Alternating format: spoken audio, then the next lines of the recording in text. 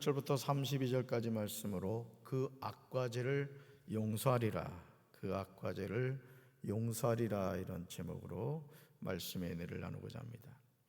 하나님은 아무리 극악한 죄인이라고 하더라도 돌이킬 기회를 주십니다. 예수님이 십자가에 못 박혀 돌아가실 때 참 놀라운 것은 그 예수님 십자가 좌우에 또 다른 두 개의 십자가가 있었죠. 예수님과 함께 못 박혀 죽은 강도 두 명이 있었습니다. 근데요, 한 강도는 예수님을 조롱하다가 지옥에 떨어졌고, 한 강도는 십자가 위에서 돌이킴으로 낙원의 초대를 받았습니다. 우리가 하나님의 자녀로 살아갈 때 언제나 승리하는 것은 아닙니다. 자신도 모르게 하나님의 말씀에 불순종하고 하나님의 말씀을 불신하며 살아갈 때가 있습니다. 이런 불량한 태도로 살아갈 때 성령님은 우리의 죄를 깨닫게 하시고 돌이키게 하십니다. 우리가 하나님을 잘 섬기는 방법이 뭐냐? 여러분, 예수님을 믿는 사람들은 우리 안에 누가 계세요? 하나님이 계세요. 특별히 보혜사 성령님이 계신단 말이에요. 그래서 우리가 하나님의 뜻에 불순종하고 예배 생활을 게을리하고 어떤 인간관계로 말미암아 어떤 불편한 그런 상태가 있을 때 성령님이 너 그러면 안 된다, 너 그러면 안 돼, 기도의 자리로 나와야지, 예배 자리로 나와야지 깨닫게 하신단 말이에요. 그러면 우리는 그 성령님의 이끄심에 순종을 해야 되는 거예요. 그런데 놀라운 것은요, 적지 않은 성도들이 내 감정에 충실합니다. 성령님이 깨닫게 해주셔도 돌이키질 않는 거예요. 그러니까 여러분, 이 세상 많은 사람들이 왜 지옥을 가느냐, 또 교회를 다녀도 왜 지옥을 많이 가느냐, 그 이유는 내 안에 계신 보혜사 성령님이 가르쳐 주심에도 불구하고 생명의 길을 가지 않고 사망의 길을 간단 말이에요. 순종이 제사보다 낫다는 것이죠. 할렐루야. 예레미야 36장은 두루마리에 기록된 심판 예언입니다. 이 예언의 말씀이 언제 기록이 되었는지 1절에 나오죠. 한번 읽어볼까요? 요시아의 아들 여호야김이 유다 왕이 된 지 4년째 되는 해에 주님께서 예레미야에게 말씀하셨습니다. 다른 번역으로 제가 읽어드린 거예요. 여호야김 4년은 BC 605년에 해당합니다. BC 605년은 고대 근동 지역의 국제적 상황에서 대단히 중요한 의미를 지니고 있습니다. 그 이유는 바로 이 해에 바벨론 군대가 유프라데스 강변 갈그미스 전투에서 애국 군대를 격파함으로 근동의 패자로 군림하게 되었기 때문이에요. 애굽의 군대를 격파하고 난 다음에 바벨론은 곧이어 수리아와 팔레스타인 지역으로 공격해 들어갑니다. 사랑하는 성도들, 하나님은 역사를 주관하시는 줄로 믿습니다. 그러니까 여러분들이 항상 이것을 기억해야 돼요. 그러니까 우리나라도 대통령이 우리나라를 이끌어가는 것 같지만은 그렇지 않아요. 하나님이 이끌어 가신다고요. 그런데 하나님이 이끌어 가시는데 하나님이 어떻게 이끌어 가시느냐? 기도하는 한 사람을 통해 이끌어 가신단 말이에요. 그러니까 우리 사랑하는 우리 새벽의 용사들의 기도를 하나님은 기억하시고 여러분의 가정을 축복하시고 우리 교회를 부흥케 하시고 우리 나라를 축복하신단 말이에요. 새벽기도 빠지면 돼요, 안 돼요? 그러니까 기도하는 한 사람이 기도하지 않는 한 민족보다 강하다는 말은 여전히 변함없는 진리인 거예요. 할렐루야. 역사는 살아있다고 합니다. 왜냐하면 역사를 주관하시는 하나님이 살아계시기 때문이에요. 그러므로 우리는 역사를 통하여 일하시는 하나님의 손을 볼 수 있어야 돼요. 이것이 삶의 지혜죠. 여러분, 아픈 추억입니다만 이태원 참사 같은 경우도 보란 말이에요. 할로윈데이? 여러분, 귀신을 섬기는 거란 말이에요. 그 날이. 근데 거기 수백 명의 사람들이 몰려가지고 말이에요, 압살을 당했다. 여러분, 이게 말이 됩니까? 요즘 같은 문명화된 시대에 뭘 말할까요? 이 세상의 문화가 하나님을 대적하고 있다는 걸 우리에게 보여주는 거예요. 단순히 그 많은 분들의 아까운 생명이 없어진 것도 너무 가슴이 아프지만은 오늘 우리가 가슴을 치며 이렇게 기도해야 될 것이 바로 그런 거예요. 그 서장원이 나오는 그거 뭐예요? 이수근이하고 아주 버젓이 무당 노릇을 한단 말이에요. 또 많은 드라마나 영화에 그 누구예요? 김고은이. 나 좋아하는 배우인데. 그냥 그 뭐예요? 그 영화 그 뭐였죠? 그 왜 파묘? 그거 말이에요. 이야, 세상에. 여러분, 그런 게 우리의 의식 속에 뭐를 이렇게 자꾸 심어주느냐면은, 무당, 괜찮네. 점쟁이, 한번 볼까? 이런 의식을 심어준단 말이에요. 여러분, 점쟁이 무당의 1순위 고객이 누구라고요? 교회 다니는 가짜 신자들이라는 거죠. 그러니까 오늘 우리가 이런 걸 깨달아야 돼요. 역사를 통해서 일하시는 하나님의 손을 볼 수 있어야 돼요. 오늘 우리 삶을 통해 일하시는 하나님의 손을 볼 수 있어야 된단 말이에요. 할렐루야. 예레미야 36장 2절에서 하나님은 선지자 예레미야에게 말씀하고 계세요. 2절 같이 읽습니다. 너는 두루마리 책을 가져다가 내가 내게 말하던 날, 곧 요시아의 날부터 오늘까지 이스라엘과 유다와 모든 나라에 대하여 내가 내게 일러준 모든 말을 거기에 기록하라. 아멘. 그 다음에 죽으세요. 내가 내게 일러준 모든 말을 거기에 기록하라. 여러분, 이게 뭐라는 거예요? 이게 성경이란 말이에요. 성경. 그러니까 너는 두루마리 책을 가져다가 말씀을 기록할 책을 준비하라는 것이죠. 그런데 거기 기록된 내용은 내가, 하나님이 내게, 예레미야에게 일러준 모든 말, 이게 바로 하나님의 말씀. 거기에 기록하라. 두루마리 책에 기록하라는 것이죠. 하나님이 선지자 예레미야에게 하시는 말씀이 무엇입니까? 너는 두루마리를 가져다가 요시아가 왕이 되었을 때부터 지금까지 내가 이스라엘과 유다와 모든 나라에 대하여 너에게 말한 것을 다 기록하라는 거예요. 이것은 하나님이 내리신 명령입니다. 예레미야 36장 4절을 통하여 하나님의 이 명령을 들은 선지자 예레미야가 누구를 통하여 하나님이 자신에게 일러준 모든 말을 두루마리 책에 기록했는가를 알 수 있어요. 4절 같이 읽습니다. 이에 예레미야가 네리야의 아들 바룩을 부르매 바룩이 예레미야가 불러주는 대로 여호와께서 그에게 이르신 모든 말씀을 두루마리 책에 기록하니라. 아멘. 그에게 이르신 모든 말씀을 어디 기록했다? 두루마리 책에 기록했다. 이게 뭐라고요? 성경이라는 게 성경. 그런데 이 예레미야서를 기록한 사람이 누구라는 거야? 바룩이라는 게 바룩. 그 예레미야는 하나님의 말씀이 임했을 때 그 임하신 말씀을 자기 입으로 이야기했고, 그 예레미야의 말을 들은 바룩이 두루마리 책에 기록했다는 거죠. 그러므로 예레미야서를 기록한 사람은 바룩입니다. 바룩. 한번 따라해 봅시다. 바룩. 벼룩이 아니고 바룩이에요. 바룩. 그러나 예레미야서의 내용은 바룩이 쓴 것이 아니라는 거예요. 그러니까 모든 성경은 하나님의 감동으로 된 것이요, 이 말씀이 바로 여기 있단 말이죠. 그러니까 성경에 수많은 저자들이 나옵니다마는 그 저자들이 성령의 감동으로 하나님의 말씀을 기록했다. 말씀이 예레미야에게 임했고 예레미야가 그 말씀을 말해주니까 바룩이 듣고 기록했단 말이죠. 모든 성경은 그렇게 기록이 됐다는 거죠. 아멘이십니까? 여러분, 선지자 예레미야가 하나님께로부터 자신에게 임한 말씀을 기록한 것이죠.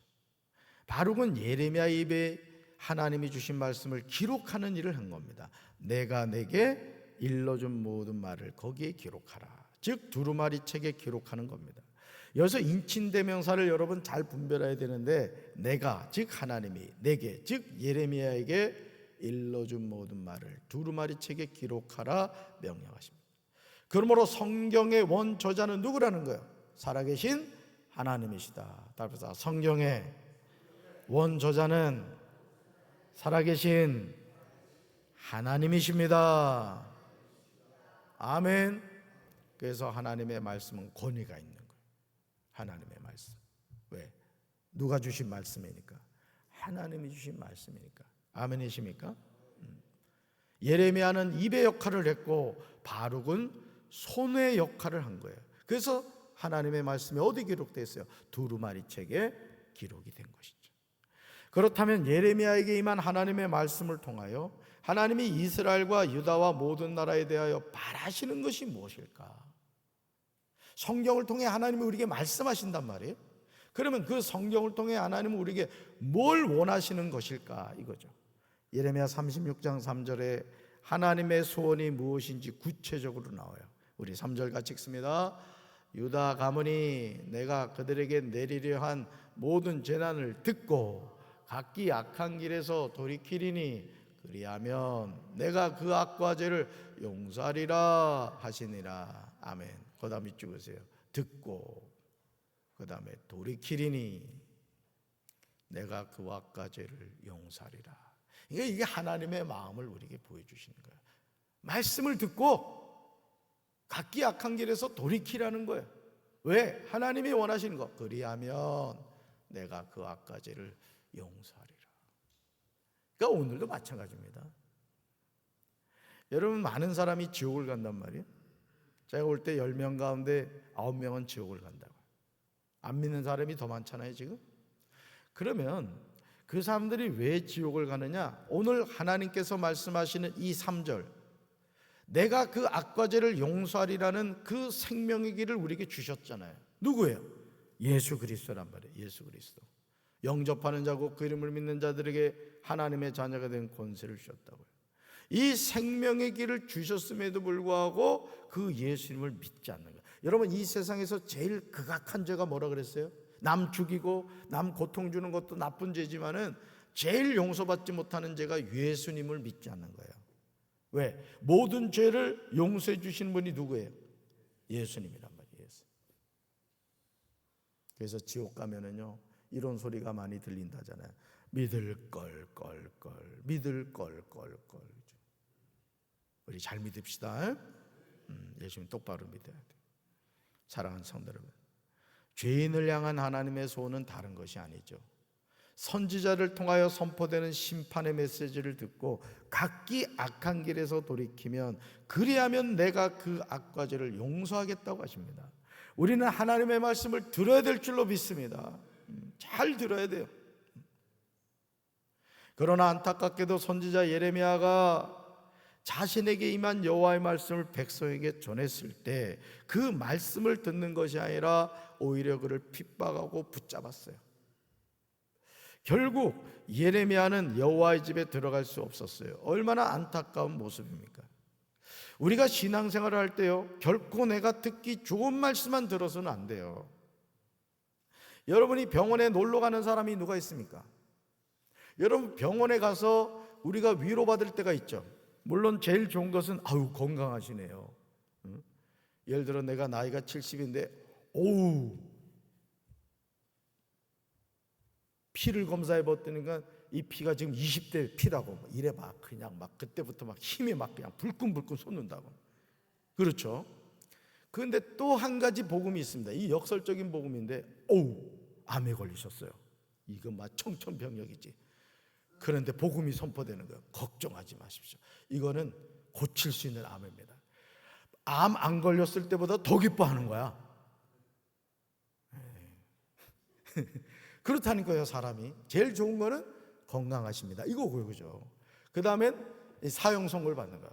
암에 걸렸습니다. 그럼 하늘이 노래지잖아요. 근데 들려오는 복음, 역설적인 복음, 걱정하지 마세요. 이거는 100% 고칩니다. 막 콧노래를 부르는 거예요.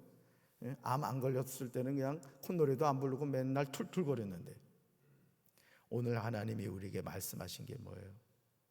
여러분, 죄악을 돌이키라는 것이죠. 그러면 살려주겠다는 거예요.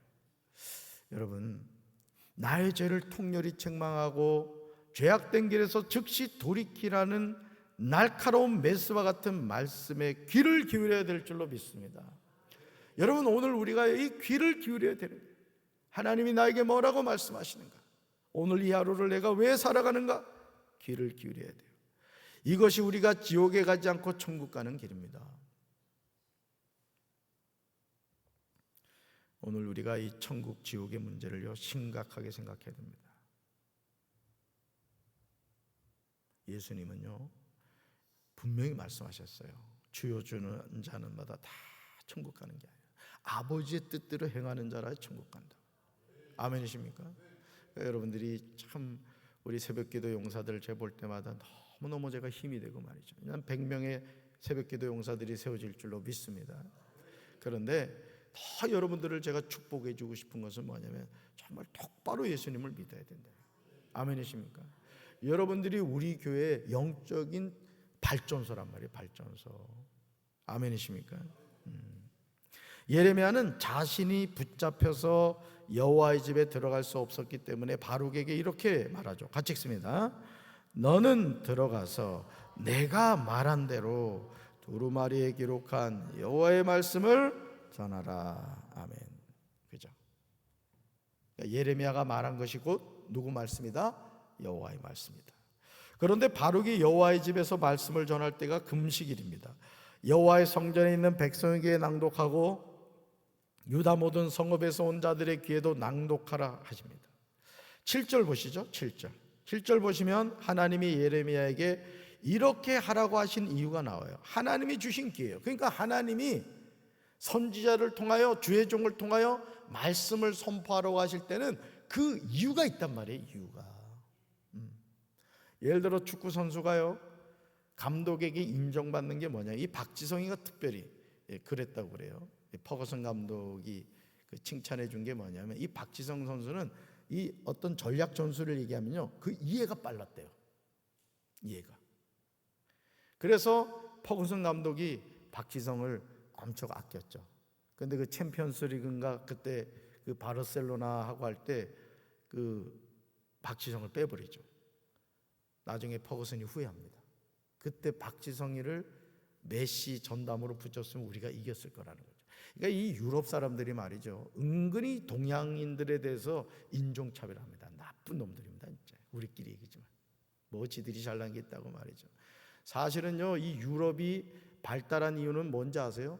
아시아를 수탈하고 저 아프리카 다 수탈해가지고 그렇게 된 겁니다. 사실은 도둑놈들이에요. 사실은 그 유럽 사람들이. 갑자기 화가 나네 그냥. 유럽 여행 가지 마세요. 자, 다시 말해서 여러분, 하나님이 준 기회인데 7절 읽어봅니다. 그들이 여호와 앞에 기도를 드리며 각기 악한 길을 떠나리라. 여호와께서 이 백성에 대하여 선포하신 노여움과 분이 크니라. 아멘. 거답이 죽으세요. 그들이 여호와 앞에 기도를 드리며 각기 악한 길을 떠나리라. 그러니까 하나님의 소원이 이거란 말이죠. 결국은 우리가 여호와 앞에 기도드리는 것, 각기 악한 길을 떠나는 것, 하나님이 우리를 향한 소원이란 말이에요. 소원. 예수 믿는다고 하면서 여전히 죄짓고 하나님의 영광을 가려버리고 하나님 속썩이고 그러면 안 된단 말이죠. 아멘이십니까? 유다 가문이 여호와 앞에 기도를 드리며 각기 악한 길에서 떠나기를 바라시는 하나님의 마음이 느껴지세요. 네리야의 아들 바룩의 선지자 예레미야가 자기에게 명령한 대로 하여 여호와의 성전에서 책에 있는 여호와의 모든 말씀을 낭독합니다. 그러자 이 말씀에 반응하는 사람들이 나타났어요. 여러분, 강단에서 주의 종이 말씀을 전할 때요, 반응하는 분들이 있어요. 말씀을 전해보면 느껴져요. 나는 오늘 새벽에 나오신 여러분들이 앞으로 강단에서 주의 종을 통해 말씀을 전할 때 반응하시는 성도들이 되길 바랍니다. 특별히 지금같이 아멘을 잘하는 거 정말 중요한 반응이에요. 손바닥도 마주체 소리가 난단 말이에요. 반응하는 사람들이 나. 9절 보죠. 9절 보세요. 모든 백성이 여호와 앞에서 금식을 선포해요. 반응하는 거예요. 반응. 그죠? 11절로 가보세요. 11절. 사반의 손자요 그말의 아들인 미가야가 그 책에 기록된 여호와의 말씀을 다 듣고 왕궁에 내려가서 서기관의 방에 들어갑니다. 또 반응하죠. 12절로 가보세요. 말씀을 들은 사람들의 명단이 나와요. 이 명단에 저와 여러분이 들어가게 되길 주님의 이름으로 축원합니다. 그러나 모든 사람이 다 듣지는 않았어요. 여러분, 예레미야 36장 20절부터 26절을 보시면요, 여호야김 왕이 두루마리에 기록된 말씀에 어떻게 반응하는지가 나와요. 야, 이 나쁜 놈입니다, 이놈. 보세요. 23절 성경, 여러분 성경 23절로 가봅시다. 23절 같이 읽어요. 여호디가 선어 쪽을 낭독하면 왕이 칼로 그것을 연하여 베어 화롯불에 던져서 두루마리를 모두 태웠더라. 이 두루마리가 뭔데요? 여호와의 말씀인데, 말씀을 듣고 반응한 사람이 있는데 이 나쁜 놈 여호야김, 이 김씨네. 여호디가 선호 쪽을 낭독하며 왕이 칼로 그것을 연하에 뱉다는 거야. 하나님의 말씀을 뭐 했다는 거야? 대적했다는 거야. 심지어는 화롯불에 던져서 두루마리를 모두 태워버렸죠. 결국 어떻게 되죠? 하나님의 심판을 받게 되는 거예요. 우리 읽어봅시다. 마지막 보여주세요. 방송실 같이 읽어봅시다. 말씀을 듣고 순종함이 참으로 축복입니다. 아멘. 그래서 주일날 예배 드리러 올 때는 꼭 면봉으로 귀를 소지하고 와야 돼요. 말씀을 잘 들어야 돼요. 그리고 가급적이면 말씀을 전할 때는 임자 있는 몸에서 영심이 있거란 말이에요. 근데 말씀 전할 때는 저하고 눈을 자꾸 마주치란 말이에요. 초롱초롱한 우리 담임 목사님의 눈, 아이 컨택이 중요합니다. 여러분 수업할 때도 우리 조경희 권사님 그거 많이 경험하시겠지만요, 선생님의 수업에 집중하는 학생들이 공부를 잘합니다. 예배도 마찬가지. 예배 시간에 자꾸 엉뚱한 데 두리번거리는 사람이 있어. 그게 정신이 없는 정신. 말씀을 전할 때는 항상 강단에 있는 죄종의 눈을 마주치고 그 입술에서 어떤 말씀이 선포되는 거야. 이봐요, 날파리가 바로 날아오거든요. 야, 이게 말씀을 사모해서 날아오고. 오늘도 하나님의 말씀을 사모하시고 악한 길에서 떠나기를 바라시는 그 하나님의 마음에 순종함으로 반응하는 우리 성도들 되기를 주님의 이름으로 축원합니다. 가슴에 손 얹읍시다. 사랑의 주님, 하나님의 말씀이 선포될 때 그 말씀에 반응하는 사람들이 있었습니다. 그러나 여호야김은 두루마리 채 그 하나님의 말씀을 칼로 잘라서 화로에 태워버렸습니다. 우리 죄가 타버려야 될 텐데 그 죄를 회개하지 않고 하나님을 대적하는 여호야김 왕의 모습이 우리 자신의 모습은 아닙니까? 철저히 죄를 회개함으로 우리가 변화되어 하나님의 백성으로 살아가게 하옵소서. 예수님의 이름으로 간절히 기도합니다. 아멘.